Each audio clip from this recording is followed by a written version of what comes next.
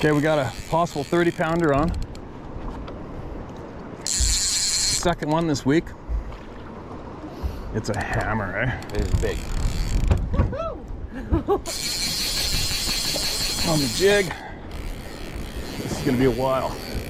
Okay, where is he on yours? Oh, on the outside of you? No, you come in inside. Yep. Okay. Yep.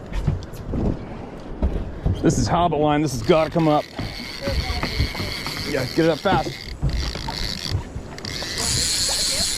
Nah, that's light. The habit line will break this off. That won't.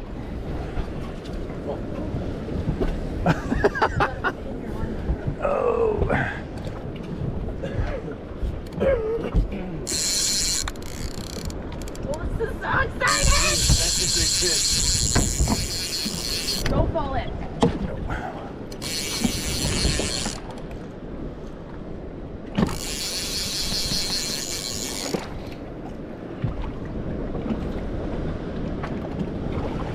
Oh.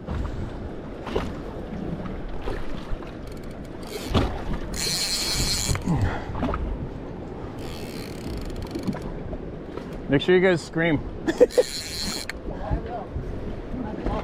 Oh, yeah. Oh, man. He's got a nice collar on him, too.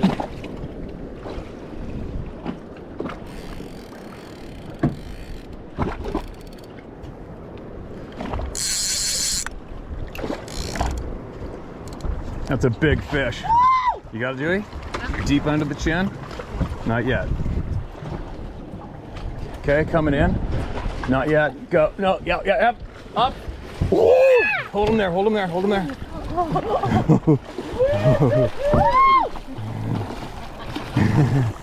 Okay, grab both. Grab it here and grab there. Deeper. Oh.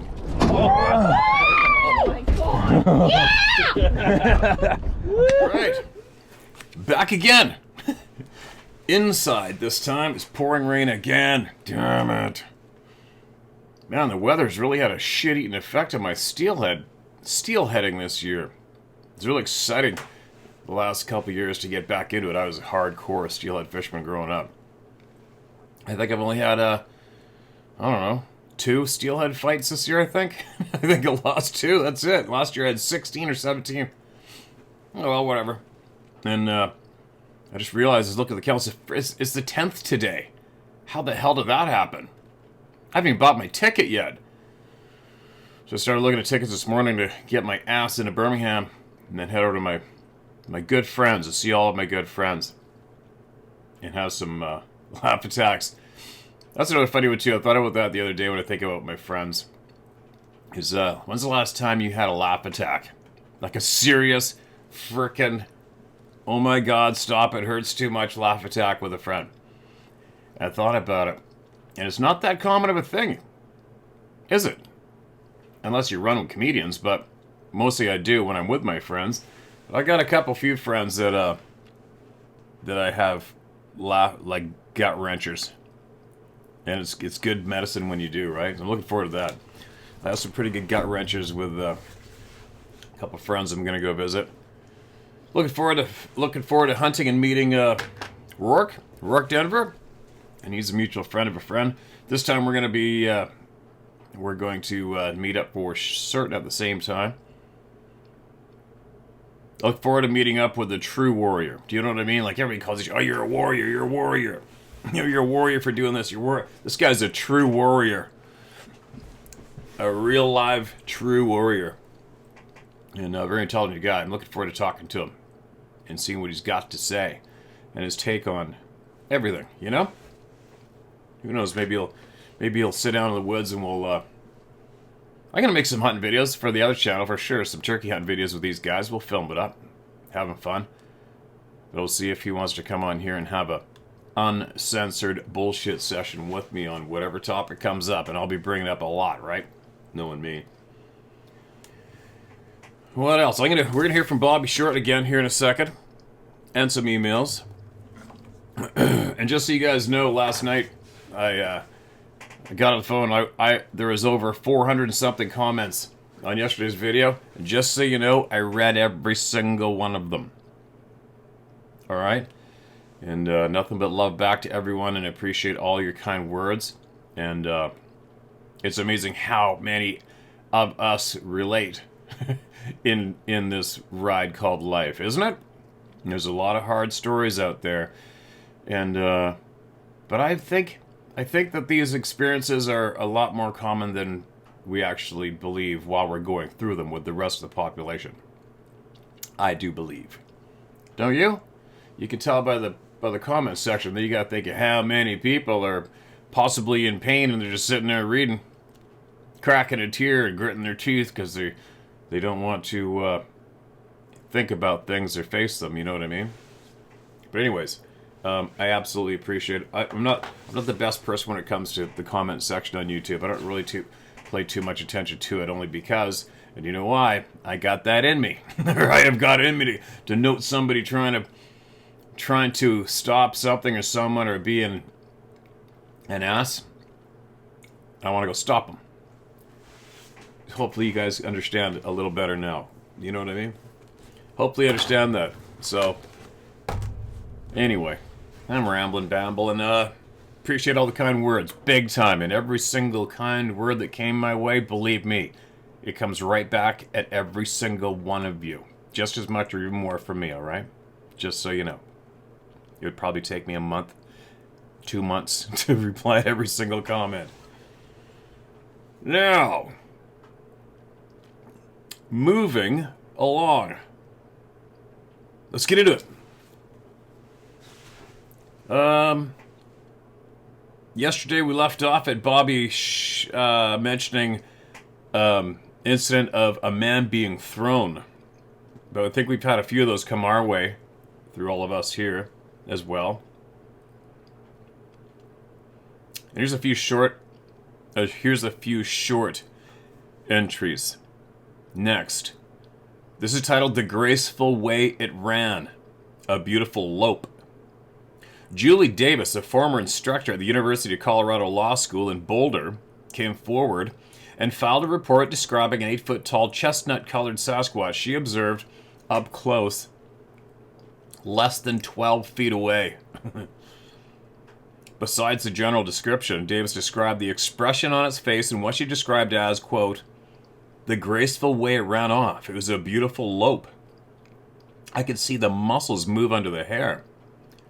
Davis was a volunteer with the Great Bear Foundation in Montana for 5 years and knows well what a bear looks like. This was no bear. I don't care if anybody else believes me or not.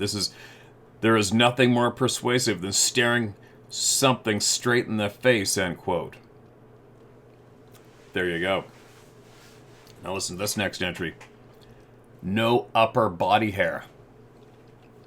An unusual behavior was mentioned on Mike S.'s 1998 case that happened in California Shasta National Forest at the dead end of Castle Lake Road. Not only was the behavior interesting, but the description was one of a kind. At least in my data. Data. The informant said the Sasquatch was only haired heavily from the waist down, and a little on the arms, describing the hair on the lower body like a pair of flowing brown leather chaps. Little to no hair on the upper body. Maybe he screwed up with the lighter fluid in the barbecue one day. Kidding.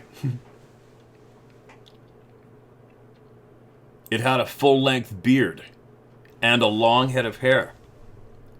The informant said the 8-foot-tall Bigfoot strolled out onto the road, and instead of ducking for cover like we assume most of them do, this one stayed out on the road and, whoops, hold on, sorry. Technical difficulties. This one stayed out on the road and walked several hundred yards with people on the road yelling, hey, hey, hey, as it strolled on by like a deaf zombie, quote, in quotes. Very strange behavior, and apparently it was witnessed by many people who were parked on the dead-end road. I spoke to several of the witnesses who told pretty much the same story as the informant. Some said they didn't think it was a Bigfoot, and others labeled it as such immediately. This is a case where many saw it, but none of them photographed it. Very strange. No shit. Here's the thought. So, you know how a lot of children, a lot of parents, grandparents have rode in with children who see them in the backyard clearly, like, it's right there, it's right there. There's my hairy friend right there. And all the adults can't see shit? Now, what are the chances of some of these beings not seeing human beings standing there? You never know, right? May have something to do with this other place that seems to come in and overlap with our place like a mist in the sky sometimes, or a mist in the forest, you know what I mean? But it's maybe a possibility. We've had a lot of people say that, have incidents like that of these beings being seen, just blatantly walked right by. I remember when there's one on a beach, just blatantly walked right by some people on a beach, walked right by them, coming up to them from way down the beach, and kept on going like they weren't even there. So who's to say that sometimes whatever the conditions may be at that time in that place, physically and not physically, come together, if that's what's happening, maybe possibly some of these people can't see us. I don't know. You never know, right? Whoa, here's a... I wonder if I should read this. Maybe I should. I better. Well, I don't mean should or shouldn't. I mean should or shouldn't, meaning how long, okay? I don't pick and choose. I don't stop the words myself. This might be a hard topic, but we're gonna go in, alright? Kidnappings and rape is the entry title.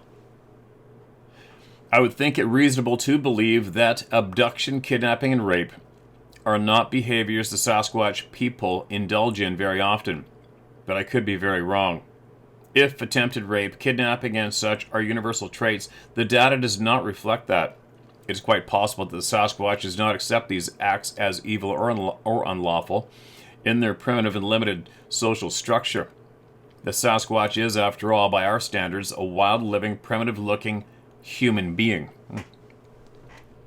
According to the testimony Ostman gave to René de Hinden regarding the talking down... What? Regarding the, quote, talking down, end quote, the kidnapper received from his Sasquatch family... Oh, yeah, right.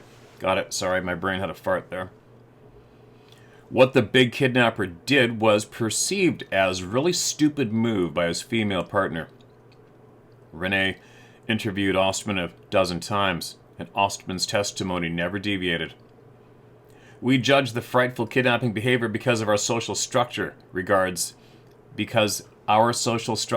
kidnapping and abduction as an unlawful act, and acting out by mentally unstable persons and serial killers.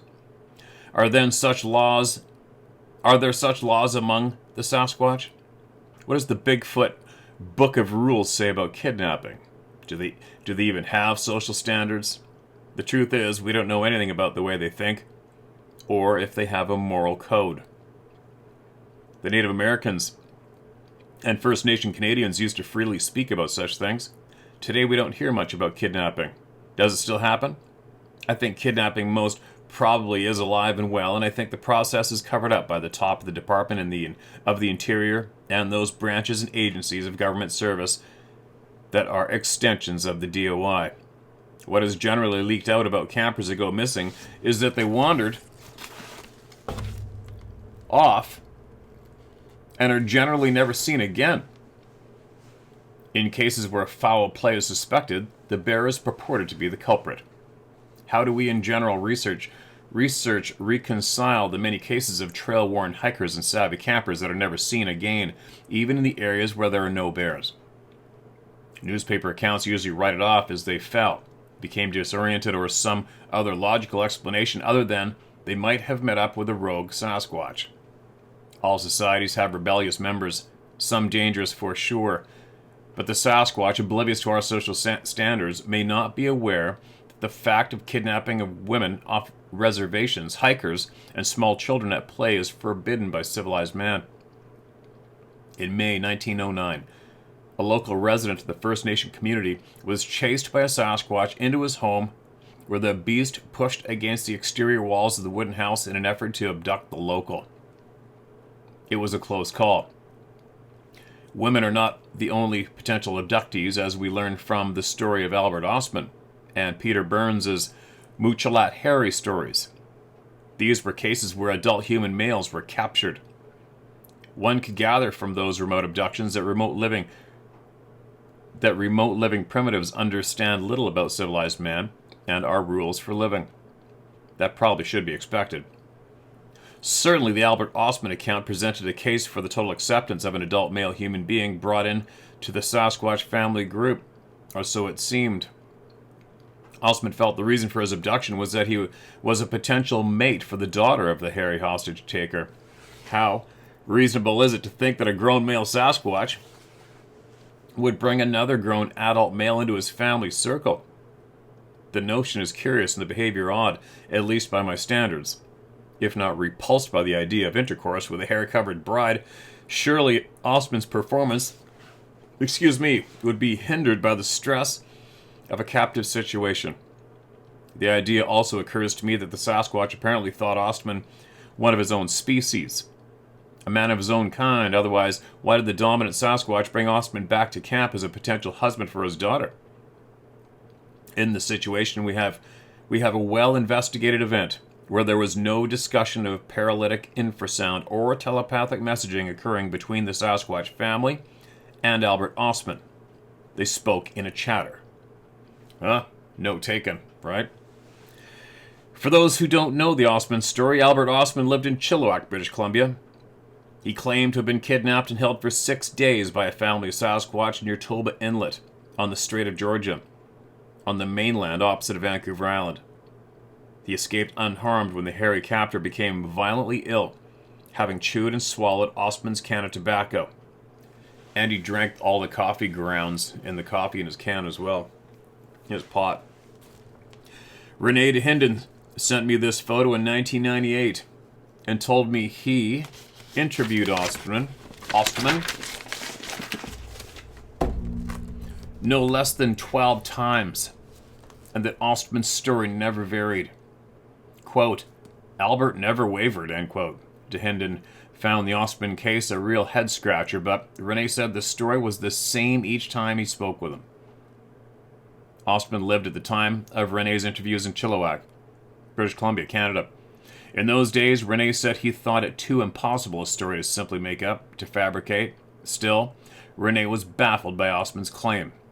Albert Ostman, however, a capable male in his own right, used brain power to make his escape, which doesn't speak well for the Sasquatch being very street smart. In a manner of speaking, if there is a moral compass in the Sasquatch culture, I don't see it demonstrated in the Ostman kidnap story or the case of Peter Burns' Muchalat Harry, a similar kidnapping drama. Here's the photo. I'm sure you've all seen it if you're avid about Bigfoot Sasquatch topic. There they are. And the head of Toba Inlet. If you go to the head, and they did a lot of hiking once they got to the head of the inlet when he was packing them. It wasn't too far away as the crow flies if you go to the head of the Pemberton Meadows, where I had a lot of my experiences up there. Thankfully not taken. Or maybe, who knows? Maybe I would have been better off being taken by a group of Sasquatch and let to hang out and be a member. What a hoot that would have been. Being taught how to live absolutely free of all the bullshit and all these monsters that are in charge. And just hunt and fish and run around and see all the beautiful mountains full time. Oh, I would have been all over that like a fat kid on a Smartie. One of the Indians of the Nootka tribe who lived at Nootka on Vancouver Island in 1928 claims to have been carried off by a Sasquatch and held captive for some time. The story told to Peter Byrne by Father Anthony Terhar of Mount Angel Abbey in Oregon is a curious one. Side note, a friend of mine, known him for many years, was logging on Nootka Island a couple years ago, and they found fresh tracks in the snow, and his partner didn't want to go track. They went down through the cut block into a patch of timber. and his partner didn't want to go down and track him, so they drove away. Quick side note. Quote, Father Anthony, the much-loved missionary priest who traveled the west coast of Vancouver Island for many years, was living at Nootka at the time of the story, and he knew Muchalat Harry very well. Muchalat Harry was a trapper, and something of a rarity among his fellow tribesmen. He was, according to Father Anthony, a tough, fearless man of excellent physique. In the course of his trapping, he was wont to spend long weeks in the forest alone. Oh, probably meant known. He was known to spend long weeks in the forest alone, something that the average Indian did not do in those days. The Indians of the West Coast were apparently a rather timid people, and they seemed to regard the deep forest as the home and territory of the Bigfoot. When they went into the deep inland forest for any reason, they never went alone. Muchalat Harry was different from other Indians. He went in the forest alone and feared nothing. Quote, late one autumn, Muchalat Harry set off for the woods with his traps and camping gear. His plan was to set out a trap line and stay in the woods for several months. He headed to his favorite hunting area, the Conuma River, at the head of Tlupana Inlet, Tlupana Inlet. From Nootka, he paddled his own canoe to the mouth of the Conuma. There he cached the canoe and headed upstream on foot. Approximately 12 miles upstream, he made his base camp, and after building himself a lean-to, started to put out his trap line. And one night, while wrapped in his blankets and clad only in his underwear, he was suddenly picked up by a huge male Bigfoot and carried off into the hills. He was not carried very far, probably a distance of about 2 or 3 miles at the most. When daylight came, he was able to see that he was in a sort of a camp, under a high rock shelf and surrounded by some 20 Bigfoot. They were of all sexes and sizes. For some time they stood around him and stared at him. The males were in the front of the curious group, the females behind, and the young ones to the rear. Muchalat Harry was frightened at first, then his fear grew to terror. When he noticed, he said, a large number of bones lying around the campsite. And when he saw these, he was convinced the big feet were going to eat him. The big feet did not harm him in any way. Occasionally one came forward and touched him, as if feeling him. And when they discovered his skin was loose, it was in fact his woolen underwear. Several came forward and pulled at it gently. While they looked at him and examined him, Muchalat Harry sat with his back to the rock wall and did not move. He was cold and hungry, but his thoughts were only on escape. Sometime in late afternoon, curiosity on the part of the Big Feet seemed to slacken, and with most of the Big Feet out of camp, probably food gathering, he thought there came the opportunity that he needed. He leapt to his feet and ran for his life, never looking back. He ran downhill toward where he guessed the river to be, and sure enough, he soon came to his campsite. And in what must have been a blind panic, he bypassed his camp and ran for 12 miles to where his canoe was cached at the mouth of the Conuma. Father Anthony describes the story of Muchalat Harry's arrival at Nootka as follows. It was probably 3 in the morning. He and his brother, Benedictines, were asleep, and the village was quiet. And suddenly there was a series of wild cries from the waters of the inlet. Lights were lit, and he and others hurried down to the water's edge. There, near frozen and exhausted in his canoe, lay Muchalat Harry. He was barefoot and clad only in his wet and torn underwear, and he had paddled his canoe through the winter night 45 miles from the mouth of the Conuma River. Father Anthony and his companions carried the almost lifeless form up from the water's edge. It took 3 weeks to nurse Muchalat Harry back to sanity and good health. Father Anthony, who took him into his own care, did the nursing, and he told Peter Byrne that during the course of these 3 weeks, Muchalat Harry's turned pure white. I guess. Byrne spent time at this site, thoroughly investigated the region, but after 40 or more years, only the forest remained the same as it was in Muchalat Harry's time. It's an excellent story and obviously captured my interest, especially for the mention of Sasquatch behavior and their surroundings. Peter Byrne. Women captives are not usually as lucky as Moochlight Harry or Albert Ostman were. Women kidnapping cases are listed in the Indian Reservation Sightings and Legends chapter. Let's look at these issues and some of the cases to consider. Here's a story I fielded in the early days and practically forgot about until I began this book. Author Angus Hall, in his book Monsters and Mythic Beasts, cited a Miss Helen Westring, who was viciously raped by a ferocious Sasquatch in the forest near Bemidji, Beltrami County, Minnesota. It says Bemidji, Beltrami County, Minnesota. In his book, however, author Hall called the creature a snow woman. Sorry, a snowman. Apparently rape does happen.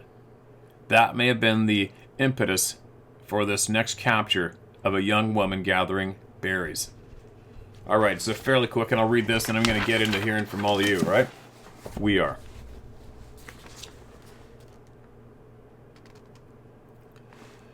The Sasquatch and the Hat Pin is the title of this entry. Abduction foiled. I stopped out breakfast one cold morning at the Blackberry Patch restaurant in Bernie, California. As small restaurants go, I could hear a conversation going on at the next table. As we exited the restaurant, I introduced myself and asked if I could hear the story again. They were more than willing to accommodate. The couple was from out of state. Collingsworth was his name, and the woman I presumed was his wife. But I was careless and I didn't get her name, which may have more to do with how good-looking he was than any carelessness I may have had in forgetting to make a note of her name. This man made Brad Pitt look like chopped liver. Oh, Bobby. The sequence of events. Granny Everts, related to her family, was of picking a wash pail full of wild berries in the very early morning hours when suddenly she was surprised from behind by a very large hair-covered man with huge shoulders, his height even more disturbing. She told the Collingsworth family that the hairy man picked her up and carried her off, scattering her berries about the road. She was carried under his smelly right armpit like a sack of potatoes.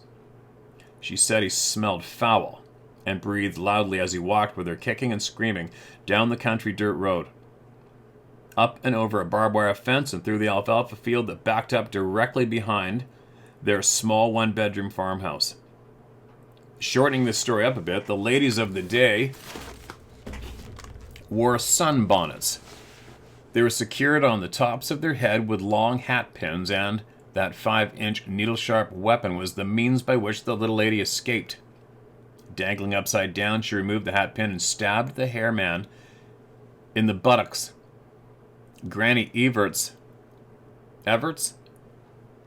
told her family she was dropped unceremoniously on the ground, according to the story, and the Bigfoot moved away swiftly, screaming like a squeezed puppy. The Collingsworth family generally regarded this as another one of Granny's tales, and so the family paid little attention to the story, but it piqued my interest, and I never forgot it. Granny Everts was a lucky woman, and I think it probably really happened, especially after I came to recognize some of the behaviors attributed to the male Sasquatch. This case sent me running to the Goodwill store to find one of those old-fashioned wagon train-type hat pins. I found one with a pearl end, which is stuck proudly in the front of my buffalo hat just in case. Who knows? If not for a Sasquatch with romance on his mind, maybe for a mountain lion's backside. A woman never knows. There you go. And this just keeps going on and on and on. Absolutely appreciated. I could read that forever. Alright, here we go. You guys probably hear the heater humming in the background maybe, but I left the heater off all night and it is cold in here. Now we're going to listen to somebody from down under, Daylight Dogman Encounter, Sydney, Australia. G'day, Steve and Sarah, and all the How to Hunt family. My name is Maddie Lind. You can say my name. First, I'd like to say how much I appreciate and love what you're doing. I've been watching your channel since the beginning, and I'm a big fan. Thanks very much for your time and effort you put into helping everyone here with getting their encounters off their back without ridicule. No problem. Too easy. Thank you for the kind words. I've had a lifetime of encounters with the strange and paranormal since a very young child, and I'm what you would call an experiencer. I've had a few encounters with what's known in Australia as the Yowie, but mainly audible encounters and without actually seeing them. So today, I'm going to talk about an actual eyes-on daylight encounter I had in the Ku-ring-gai National Park in St. Ives in Sydney, Australia. My friend Mike and I were hiking off trail down a steep hill around a kilometer behind his parents' house, looking for a spot to grow some choice herbs when we came to a small cliff. Beyond this cliff, we had a good view of the valley opposite our position, and we could see an old woman walking her dog down the fire trail on the opposite side of the valley. She was around 100 meters away from us. To the lady's right, not on the trail, about 75 meters away from us was a creature. Now, this creature was standing on two legs, and I guessed at least 7 to 7.5 feet tall. The creature had a long black snout and big floppy ears, and it had a big white and gray mane over its face and neck and down its back, and maybe 1 to 2 inch white/gray and black hair all over its body. It had a short fluffy tail and basically looked like the biggest dog you had ever seen on two legs. It was moving the brush in front of its face with what could only be described as hands. And it was completely transfixed, staring at the lady walking her dog. We were just standing there awestruck, watching this creature for what felt like 10 minutes. But it was probably only 2 or 3 full seconds. And I noticed that everything around us had gone silent. It was like we had walked into a bubble. The bird noise had stopped. The insect noise had stopped. It was very strange. Yeah, had it the other day. The creature never once turned around and saw us. It was completely locked onto the woman, almost like it was hunting her. We had a side profile view of the thing, and we were completely in our own heads staring at it in silence. Until after around 2 minutes or so, until I thought, shit, it could probably make it up to us in seconds. And so we legged it. We ran away quick, smart.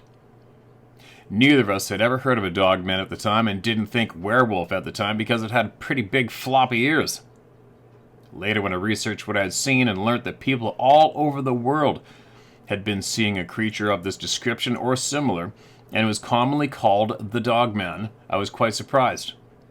Only after listening to many podcasts and hearing other people's encounters did I finally decide to speak out about my one. I've spoken to a couple of different channels about this encounter, and only now finally made the effort to type out my encounter to you, Steve.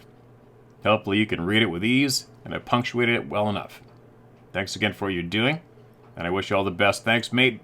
Matthew Lind, Sydney, Australia. Say my name. Thanks. Welcome to the club, my man. You're an honest, brave man.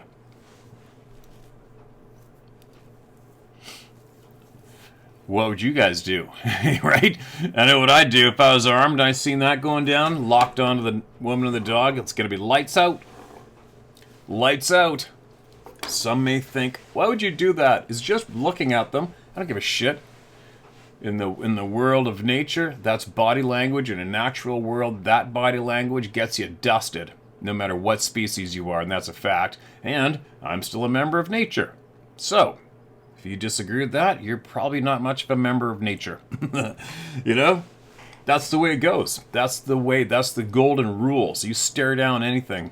Any kind of predator staring you down. It's game on. It's game on. And believe me, if you saw something like that, well, I don't know. Let's just see what it does next. No. Apparently, allegedly, they move like lightning. So if you just talk about that particular scenario, for me, if I was there and I had a gun that was going down, I'd be like, no, if you wait and see what's going to happen next, then that woman might be dead by the time you get a bullet in it. Right? Anyway. It's just where my brain went. I don't know anyone to date myself. I still don't know anyone firsthand to date myself that has seen a dogman described type of being. Not yet. Obviously, we've heard from many people around the world, but it doesn't seem to be that common of a thing in British Columbia, if at all any. I don't know. Now, we got another entry who came in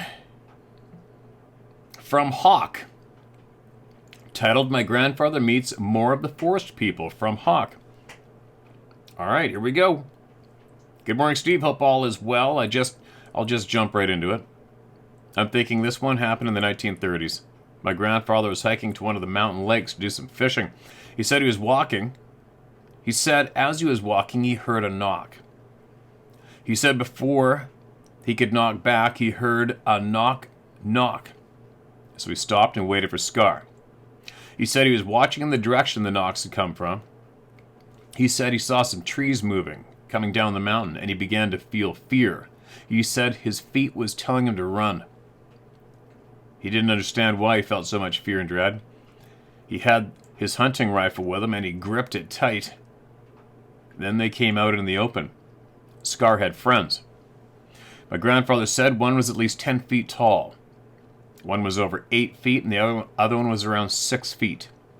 Scar was over 7 feet tall by this time. My grandfather said he still felt fear, but the dread had started to go away. My grandfather said he started to feel weak and humbled, so he sat down as they walked over. He said they squatted down in front of him, with Scar being slightly off to his right and the other three in front of him. He said he couldn't look them in the eye. They just sat there in silence. My grandfather finally looked up and acknowledged them by bowing his head to each of them. He said the big one just took his eyes away and stared off into the forest behind him. The other two continued to stare. My grandfather looked at Scar and waited for him to say something, as they had started walking by then. Scar just looked at him. So my grandfather sat silent too. My grandfather said the big one was massive, huge. He had a huge beard and stash. No hair in the cheeks, no hair on the hands. Receding hairline, almost bald on top of the head. He said his head was kind of coned.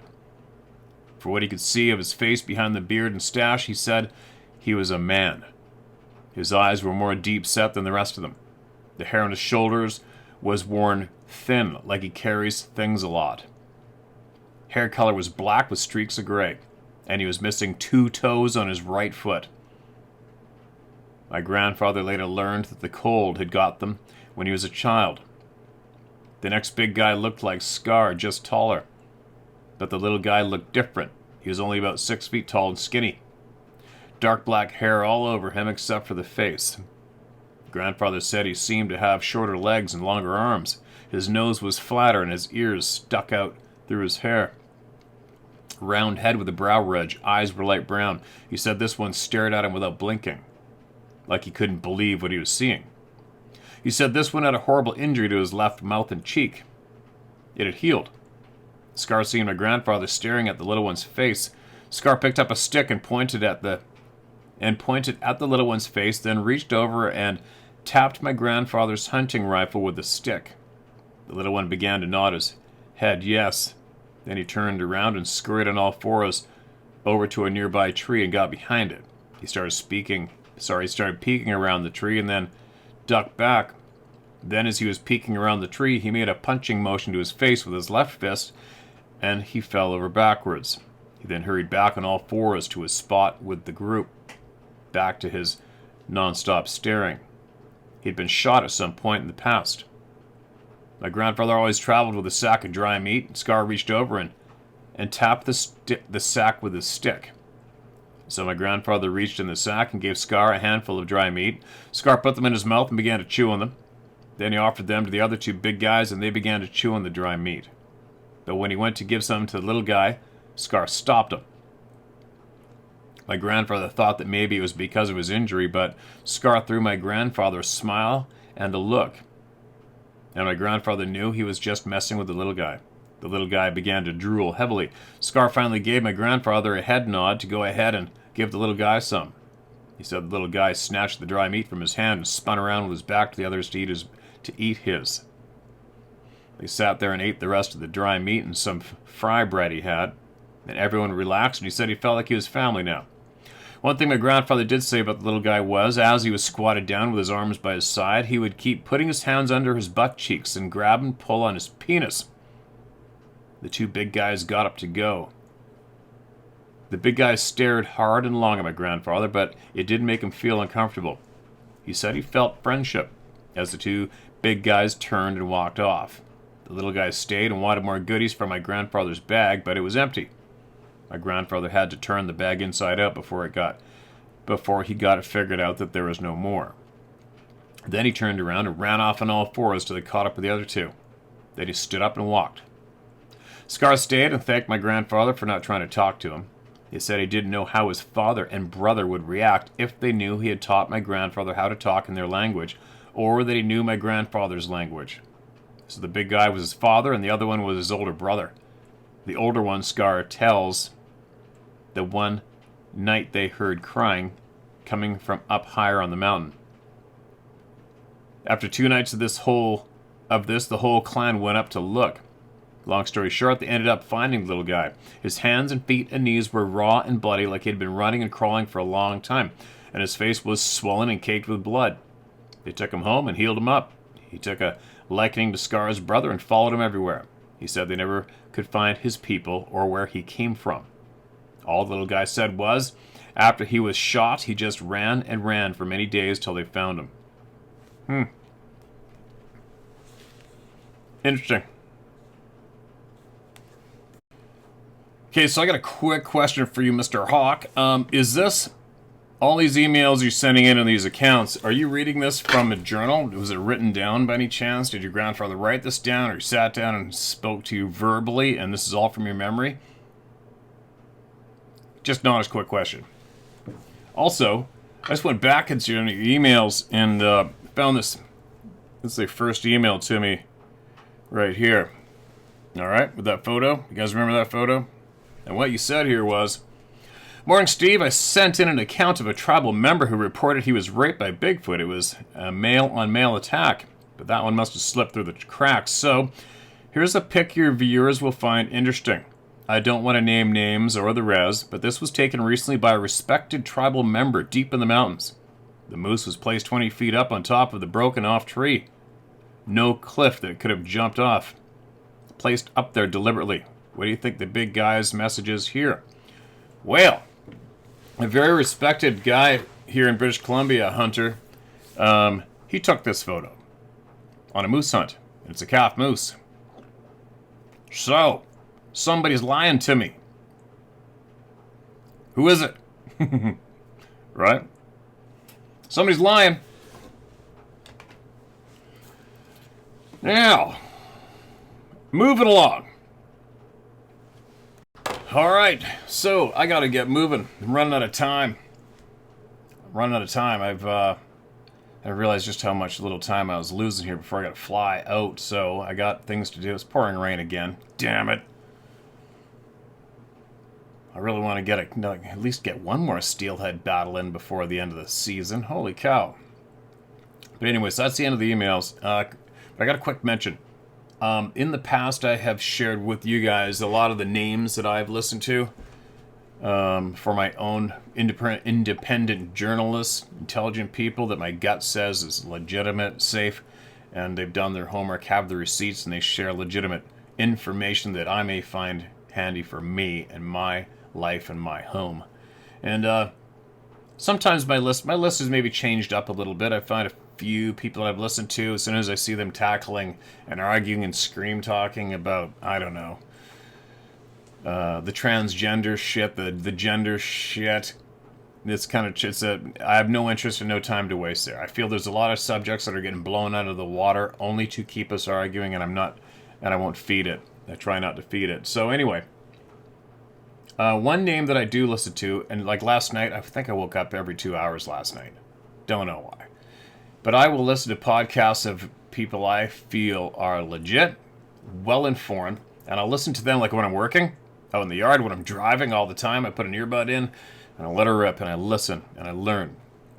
And especially today, because let's face it, just right here in Canada, the Canadian government, basically a lot of our stolen money by them, $1.4 billion of our stolen money gets fed directly to the CBC. And obviously, we all know if your brain is firing, we know that whoever owns the news outlets owns our asses on average, unfortunately. So when you know that for a fact, I don't give any national news a tenth of a second, ever, never. So anyway, Glenn Deason, Diesen is another voice that I listen to. I find this guy obviously very intelligent, credible, seems to be bringing receipts, and my gut doesn't scream any alarms at all. And I'm going to put a link to the recent episode I listened to last night. And he had a guest on there, another guy who seems to have a lot of receipts, and I think he may have a few messages there that are worthy of passing on to all of you. So I'm going to put that link in the description below, and just listen to this man's talk for maybe 10 minutes. All right? The guest he has on. I'm not saying whether or not I agree with everything he says or not, which shouldn't be important to anyone. But my gut says to listen to this guy, and it's another angle possibly, and I do believe that there is some important messages in there for all of you from this man. All right? And Glenn Deason is definitely a person I listen to. I may or may not agree with his positions or views on items going on in the world today, but who gives a shit? Who cares, right? I still have respect for this guy, and I listen to him, and I believe he has the receipts. So, there is a lot of alarming things going on in the world today. Things that many of you don't pay any attention to, and I find that sad. And I really wish that the world would pay attention to the important things going on, because those bad things that are going on probably wouldn't be going on if everybody paid attention. So, anyway, I'll put that in the description below. Also, fishing. Lots of people coming fishing this summer, and it's not too late to get in there if you would like to go.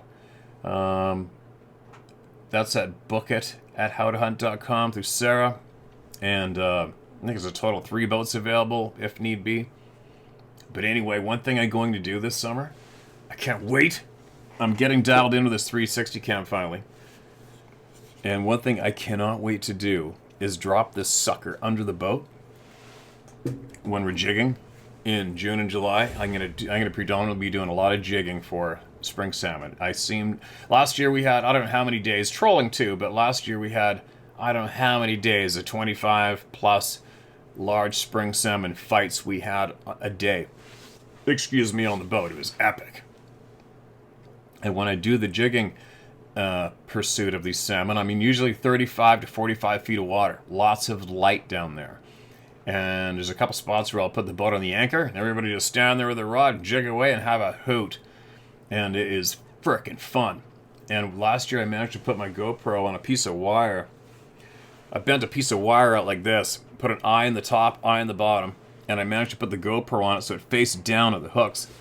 And while we're jigging, there's always a whole pile of squid in the water. That's probably why it's so successful. And we catch a lot of live squid. So while we're fishing, I'll have a spare rod or two pre-rigged to hook up to a live squid. The second it comes up, throw it right back down. And it seems the live squid get hit from the moment you put them down. It doesn't seem to take more than 4 minutes max, and a salmon hammers it, and I actually caught it on video. last summer. It's really cool. I dropped it down, then I'll reel up 4 times, so what's that, about 8 feet off the bottom? And then right away, it hit the bottom, I reeled it up, put the rod in the holder, and then on the camera you can see 2 big spring salmon, over 20 pounds each, came straight up at it from the down below. One grabbed it, spit it out, swam around, came back, grabbed it, and jerked it again, gulped it, game on. $500 GoPro screaming 35 miles an hour in the ocean on my fishing line as I'm going, please don't break, please don't break. And I got it in. But this camera is going to show a full view of everywhere. Everywhere you move the field of view on the camera, which I can turn into video, you can see the bottom of the boat, the bottom of the ocean. Sideways views, you can zoom in on, watch that salmon swimming by, that one.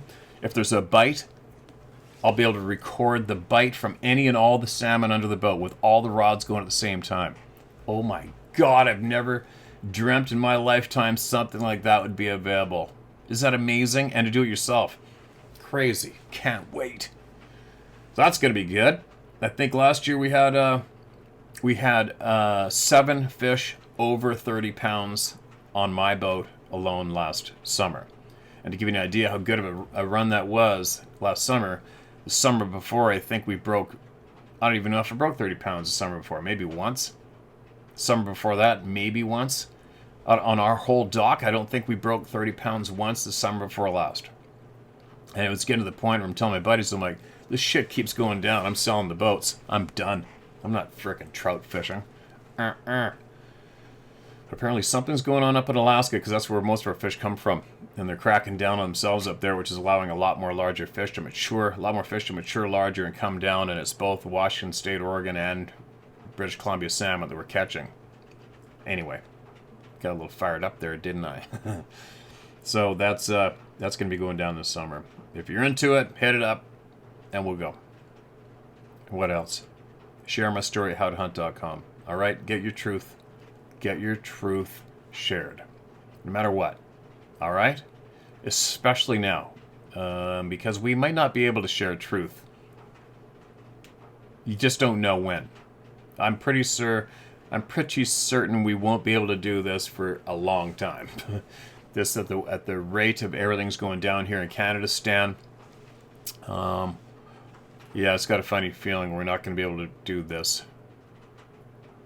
I have a funny feeling the end of this free speech thing may be coming up. At the rate things are going anyway, here in Canada, Stan. All right? You never know. But it's not looking good. So, get your truth shared while you can. All right? Just never know when you won't be able to. So if you put it off, it might not happen. What else? I think that's about it. For now. I usually forget half the shit I want to share with all you guys when I come on here, but I'll be back tomorrow. And I'll be back the next day. I probably won't be back the day I gotta fly, but pretty soon I'm gonna be in the forest in Alabama with my great friends, having a great times and sharing experiences and having frickin' laugh attacks. So I'll definitely be making some hunting videos for my other channel while down there, and as well, hopefully I'll be sitting down with the SEAL team fella, Warrior, and that'll be interesting. Hopefully he can have a conversation with me on here freely. You know what I mean? Without I can't talk about that. Do you know what I mean? Hopefully, we'll see. Share my story at howtohunt.com, book it at howtohunt.com, and make sure you check out Glenn Deason and the specific video below I'm putting the link for. All right? If you got time. Later. It's recording. Here's my camera. Okay, you ready? Yeah. Here you go. Oh!